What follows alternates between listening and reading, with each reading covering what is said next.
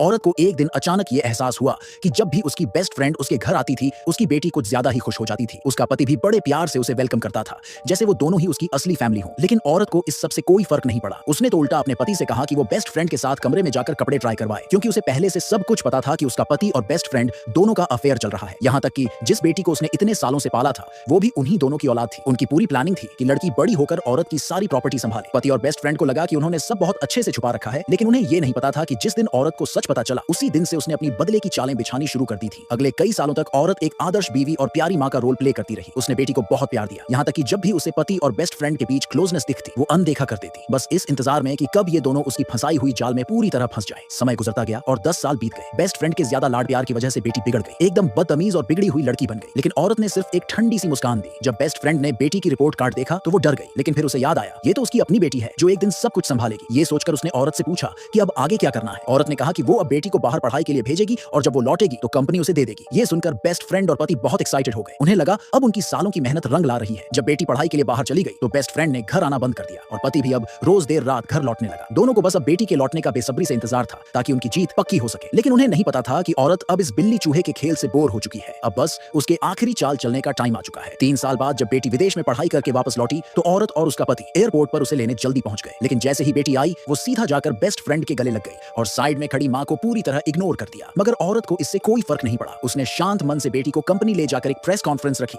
जहां उसने publicly announce किया कि कंपनी के सारे शेयर्स और एसेट्स अब उसकी बेटी के नाम कर दिए गए हैं। लोग हैरान रह गए जब उन्होंने लग्जरी कार्स की कीज, गोल्ड बार्स और तमाम दौलत बेटी को मिलते देखा। सब उसे एनवी कर रहे थे कि उसके पास एक सीईओ मां है। उसी वक्त ऑडियंस में बैठी बेस्ट फ्रेंड अपने आप को कंट्रोल नहीं कर पाई। वो सीधा स्टेज पर आई और एक पैटर्निटी टेस्ट रिपोर्ट सबके सामने रख दी। उसने कहा कि ये लड़की असल में उसकी और उस आदमी की बेटी है। फिर क्या था, हर किसी ने बेस्ट फ्रेंड को जमकर क्रिटिसाइज किया कि उसने अपनी बेस्ट फ्रेंड के पति के साथ अफेयर किया और उस औरत की कोख का इस्तेमाल करके अपनी बेटी को जन्म दिया। लोगों को अब उस औरत पर बहुत तरस आ रहा था। वहीं आदमी ने बड़े आराम से कहा कि वो तो बस अपनी खुशियां ढूंढ रहा था। तभी औरत ने बेटी से पूछा कि अब वो किसे चुनेगी, और ऑब्वियस ही था, लड़की ने अपने बायोलॉजिकल पेरेंट्स को चुना। औरत का शुक्रिया अदा करते हुए उसने कॉम्पेंसेशन के नाम पर उसे सिर्फ $500 दिए। इस हरकत से लोग और भड़क गए। सबने कहा कि ये तीनों लोग कितने घटिया हैं। आदमी ने फिर सबको चुप रहने को कहा कि ये उनका फैमिली मैटर है और किसी को इंटरफियर करने की जरूरत नहीं। फिर उसने डिवोर्स पेपर्स औरत को दिए और साइन करने को कहा। औरत ने बिना एक पल रुके साइन कर दिए। बेस्ट फ्रेंड को लगा कि शायद औरत कोई डिमांड करेगी, पैसे या प्रॉपर्टी की, लेकिन जब उसने यूं ही साइन कर दिए तो वो खुशी से झूम उठी। अब जब तीनों लोग अपने जीत के सेलिब्रेशन मूड में थे, औरत ने एक लास्ट जेस्चर किया। उसने अपने स्टाफ से कहा